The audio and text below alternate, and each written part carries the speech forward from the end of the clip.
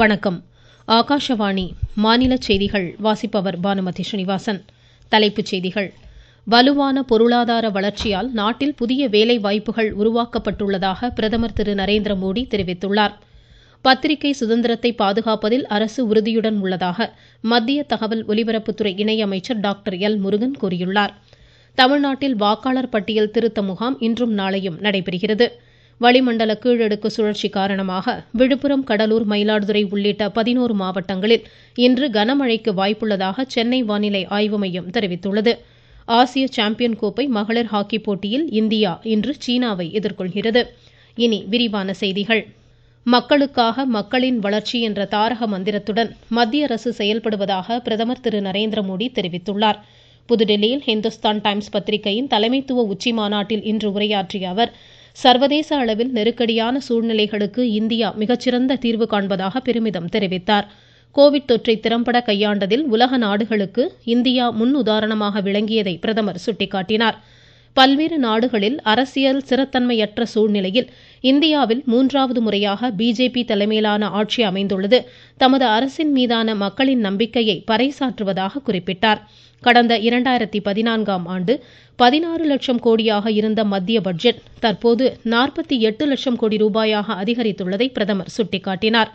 வலுவான பொருளாதார வளர்ச்சியால் நாட்டில் புதிய வேலைவாய்ப்புகள் உருவாக்கப்பட்டுள்ளதாக தெரிவித்த பிரதமர் 1,25,000 ஸ்டார்ட் அப் நிறுவனங்களுடன் இளையோர் ஆளுமை அதிகரித்து வருவதாக பெருமிதம் தெரிவித்தார். சமையல் எரிவாயு இணைப்பு, எரிசக்தி பாதுகாப்பு, தூய்மை இயக்கம் உள்ளிட்ட மக்கள் நலன் சார்ந்த திட்டங்களை மத்திய அரசு முன்னெடுத்து செல்வதாக கூறிய பிரதமர் 10 கோடிக்கும் மேற்பட்ட மகளிர் லட்சாதிபதிகளாக இருப்பது குறித்து மகிழ்ச்சி வெளியிட்டார். பிரதமர் Thiru Narendra Modi Nigeria, Brazil, Guyana நாடுகளுக்கு 6 நாள் அரசுமுறை பயணமாக இன்று புறப்படுகிறார். தமது பயணத்தின் முதல் கட்டமாக நைஜீரிய அதிபர் போலோ அஹமதை சந்திக்கும் பிரதமர் இரு நாடுகளுக்கு இடையேயான நல்லுறவை மேம்படுத்தும் முக்கிய பேச்சுவார்த்தைகளை மேற்கொள்கிறார். பொருளாதாரம், எரிசக்தி, பாதுகாப்பு ஒத்துழைப்பை வலுப்படுத்துவது உள்ளிட்டவை தொடர்பான ஆலோசனைகளும் இதில் இடம்பெறும். தொடர்ந்து வரும் திங்கட்கிழமை பிரேசிலின் ரியோ டி ஜெனிரோவில் நடைபெறும் G20 உச்சி மாநாட்டில் பங்கேற்கும் பிரதமர் உலகளாவிய முக்கியத்துவம் வாய்ந்த பிரச்சனைகளில் இந்தியாவின் நிலைப்பாடு குறித்து எடுத்துரைக்கிறார். தேசிய பத்திரிகை தினம் இன்று கொண்டாடப்படுகிறது. இந்நாளை ஒட்டி புதுதில்லி தேசிய ஊடக வளாகத்தில் இன்று மாலை நடைபெறும் நிகழ்ச்சியில் பத்திரிகைகளின் மாற்றம் குறித்து மத்திய தகவல் ஒலிபரப்புத்துறை அமைச்சர் திரு அஸ்வினி வைஷ்ணவ் உரையாற்றுகிறார். இந்நாளை ஒட்டி தகவல் ஒலிபரப்புத்துறை இணையமைச்சர் டாக்டர் எல் முருகன் வெளியிட்ட செய்தியில், பத்திரிகை சுதந்திரத்தை பாதுகாப்பதில் மத்திய அரசு உறுதியுடன் உள்ளதாக கூறினார். ஜனநாயகத்தின் முதுகெலும்பாக பத்திரிகையாளர்கள் திகழ்வதாக கூறிய அவர், துணிச்சலாக பணியாற்றும் பத்திரிகையாளர்களுக்கு வாழ்த்துக்களை தெரிவித்துக் கொண்டுள்ளார். தமிழக முதலமைச்சர் திரு மு க ஸ்டாலின் வெளியிட்ட செய்தியில், ஜனநாயகத்தை பாதுகாக்கும் பத்திரிகைகளின் குரல்களை பாதுகாப்பதில் தமது அரசு உறுதியுடன் உள்ளதாக தெரிவித்தார். உண்மையை வெளிக்கொணர்வதில் அயராது பாடுபடும் பத்திரிகையாளர்களுக்கு இந்நாளில் வாழ்த்துக்களை தெரிவித்துக் கொள்வதாகவும் அவர் குறிப்பிட்டுள்ளார். நாட்டில் உள்ள தணிக்கை அமைப்புகள் வெளிப்படைத்தன்மையுடன் செயலாற்றி வருவதாக மக்களவைத் தலைவர் திரு ஓம் பிர்லா கூறியுள்ளார். தேசிய தணிக்கை தினம் இன்று கொண்டாடப்படுவதை ஒட்டி புதுதில்லியில் நடைபெற்ற நிகழ்ச்சியில் பேசிய அவர், இதன் காரணமாக சர்வதேச அளவிலான அங்கீகாரத்தை நாட்டின் தணிக்கை அமைப்புகள் பெற்றுள்ளதாக தெரிவித்தார். மகாராஷ்டிர மாநிலத்தில் மொத்தமுள்ள 288 சட்டப்பேரவை தொகுதிகளுக்கு வரும் புதன்கிழமை ஒரே கட்டமாக தேர்தல் நடைபெறும் நிலையில் பிரச்சாரம் சூடுபிடித்துள்ளது. பிஜேபி மூத்த தலைவரும் மத்திய அமைச்சருமான திரு நிதின் கட்கரி சோலாப்பூர், புனேயில் கட்சி வேட்பாளர்களுக்கு ஆதரவு கோருகிறார். INDA கூட்டணி வேட்பாளர்களுக்கு ஆதரவாக காங்கிரஸ் கட்சியின் திரு ராகுல் காந்தி, திருமதி பிரியங்கா காந்தியும், தேசியவாத காங்கிரஸ் கட்சியின் திரு அஜித் பவார் உள்ளிட்டோரும் மாநிலத்தின் பல்வேறு இடங்களில் பிரச்சாரம் மேற்கொள்கின்றனர். இதனிடையே ஜார்க்கண்ட் மாநிலத்தில் எஞ்சிய 38 சட்டப்பேரவை தொகுதிகளுக்கு வரும் புதன்கிழமை வாக்குப்பதிவு நடைபெறுகிறது. பிஜேபி மூத்த தலைவரும் மத்திய அமைச்சருமான திரு அமித்ஷா தும்கா, தியோகரில் இன்று தேர்தல் பேரணியில் பங்கேற்கிறார். காங்கிரஸ் கட்சி தலைவர் திரு மல்லிகார்ஜுன கார்கே ஜம்தாரா, கிஜ்ரியில் நடைபெறும் பொதுக்கூட்டத்தில் உரையாற்றுகிறார். மகாராஷ்டிரா மற்றும் ஜார்க்கண்ட் மாநில தேர்தல் வாக்கு எண்ணிக்கை வரும் 23ஆம் தேதி நடைபெறுகிறது. நீங்கள் கேட்டுக்கொண்டிருப்பது ஆகாஷவாணியின் மாநில செய்தி அறிக்கை. 3ஆம் முறை மோடி அரசின் முதல் 100 நாள் சாதனைகள். பிரதமரின் வீட்டு வசதி திட்டத்தின் கீழ் கூடுதலாக 3 கோடி வீடுகள் கட்ட இலக்கு. முத்ரா கடனுதவி திட்டத்தின் கீழ் கடன் உச்சவரம்பு 20 லட்சம் ரூபாயாக உயர்வு. 4 லட்சத்திற்கும் மேற்பட்ட மகளிர் சுய உதவி குழுக்களுக்கு 2500 கோடி ரூபாய் சுழல் நிதி. லட்சாதிபதி பெண்கள் திட்டத்தின் கீழ் 11 லட்சம் பேருக்கு சான்றிதழ், சுற்றுலா துறையில் மகளிருக்கு கூடுதல் வேலை வாய்ப்புகள், மகளிர் வாங்கும் சொத்துக்களுக்கு பத்திரப்பதிவு கட்டணத்தை குறைக்க மாநில அரசுகளுக்கு ஊக்கம், 7 லட்சம் ரூபாய் வரை வருமானம் உள்ளவர்களுக்கு வரி விலக்கு.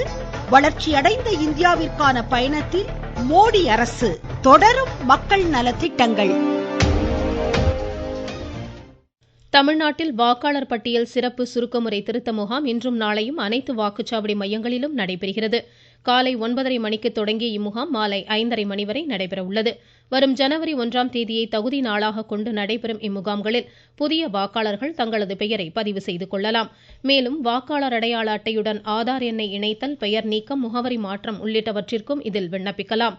திருச்சி, விழுப்புரம், அரியலூர், சேலம், வேலூர், சிவகங்கை உள்ளிட்ட பல்வேறு மாவட்டங்களில் நடைபெறும் இம்முகாமில் ஏராளமான வாக்காளர்கள் தங்கள் பெயர் பட்டியலில் உள்ளதா என்பதை சரிபார்ப்பதுடன் முகவரி மாற்றம் உள்ளிட்ட திருத்தங்களை மேற்கொண்டு வருவதாக எமது செய்தியாளர்கள் தெரிவிக்கின்றனர்.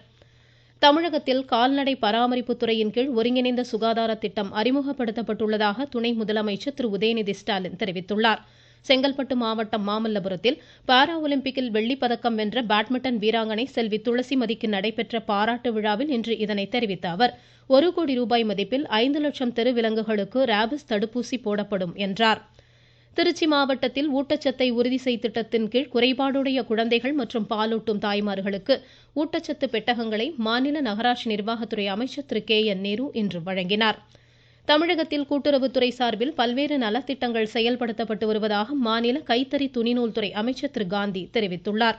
ராணிப்பேட்டையில் 71வது அனைத்திந்திய கூட்டுறவு வார விழாவை ஒட்டி நடைபெற்ற நிகழ்ச்சியில் இன்று பேசிய அவர், மாவட்டத்தில் நடப்பாண்டு 19,000 பயனாளிகளுக்கு 70 கோடி ரூபாய் மதிப்பிலான நலத்திட்ட உதவிகள் வழங்கப்பட்டுள்ளதாக கூறினார். வளிமண்டல கீழடுக்கு சுழற்சி காரணமாக விழுப்புரம், கடலூர், மயிலாடுதுறை, நாகை, தஞ்சை, திருவாரூர், அரியலூர், தென்காசி, தூத்துக்குடி, நெல்லை, கன்னியாகுமரி ஆகிய 11 மாவட்டங்களில் இன்று கனமழைக்கு வாய்ப்புள்ளதாக சென்னை வானிலை ஆய்வு மையம் தெரிவித்துள்ளது. இதனிடையே மாநிலத்தின் பல்வேறு மாவட்டங்களில் பெய்து வரும் தொடர் மழையால் நீர்நிலைகள், அணைகள் வேகமாக நிரம்பி வருகின்றன. மயிலாடுதுறை மாவட்டத்தில் மழை காரணமாக சம்பா சாகுபடி இறுதிக்கட்ட நடவு பணிகள் முழுவீச்சில் நடைபெற்று வருவதாக எமது செய்தியாளர் தெரிவிக்கிறார்.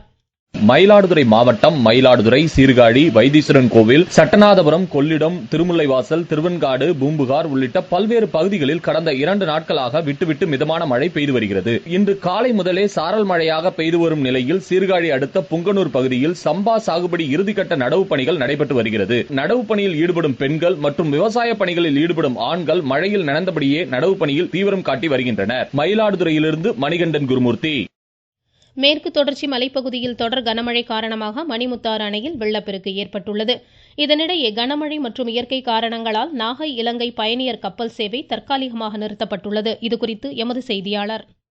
நாகை துறைமுகத்திலிருந்து நாகை காங்கேசன் துறை துறைமுகத்திற்கு இயக்கப்பட்ட சிவகங்கை கப்பல் போக்குவரத்து இயற்கை காரணங்களால் 2 நாட்களாக நிறுத்தப்பட்டிருந்தது. இந்த நிலையில் பயணிகள் கப்பல் சேவை வருகிற 19ஆம் தேதி முதல் டிசம்பர் மாதம் 18ஆம் தேதி வரையில் இயற்கை காரணங்களால் நிறுத்தப்படுகிறது. அதற்கு பிறகு கப்பல் சேவை வழக்கம் போல தொடரும். இதில் மாற்றங்கள் இருப்பின் சிவகங்கை கப்பல் சேவை நிர்வாகம் முன்னதாக தெரிவிக்கும் என தெரிவிக்கப்பட்டுள்ளது. நாகையிலிருந்து செல்வன் ஜபராஜ். பீகார் ராஜ்கிரில் நடைபெறும் ஆசிய மகளிர் சாம்பியன் ஹாக்கி போட்டியில் இந்தியா இன்று சீனாவை எதிர்கொள்கிறது. இதுவரை நடைபெற்ற 3 போட்டிகளிலும் இந்தியா வெற்றி பெற்று அரையிறுதிக்கு முன்னேறியுள்ளது. முதல் மற்றும் 2வது அரையிறுதி போட்டிகள் வரும் செவ்வாய்க்கிழமையும் இறுதிப் போட்டி புதன்கிழமையும் நடைபெற உள்ளது. மீண்டும் தலைப்புச் செய்திகள். வலுவான பொருளாதார வளர்ச்சியால் நாட்டில் புதிய வேலைவாய்ப்புகள் உருவாக்கப்பட்டுள்ளதாக பிரதமர் திரு நரேந்திர மோடி தெரிவித்துள்ளார். பத்திரிகை சுதந்திரத்தை பாதுகாப்பதில் அரசு உறுதியுடன் உள்ளதாக மத்திய தகவல் ஒலிபரப்புத்துறை இணையமைச்சர் டாக்டர் எல் முருகன் கூறியுள்ளார். தமிழ்நாட்டில் வாக்காளர் பட்டியல் திருத்த முகாம் இன்றும் நாளையும் நடைபெறுகிறது. வளிமண்டல கீழடுக்கு சுழற்சி காரணமாக விழுப்புரம், கடலூர், மயிலாடுதுறை உள்ளிட்ட 11 மாவட்டங்களில் இன்று கனமழைக்கு வாய்ப்புள்ளதாக சென்னை வானிலை ஆய்வு மையம் தெரிவித்துள்ளது. ஆசிய சாம்பியன் கோப்பை மகளிர் ஹாக்கி போட்டியில் இந்தியா இன்று சீனாவை எதிர்கொள்கிறது. இத்துடன் இந்த செய்தியறிக்கை முடிவடைந்தது.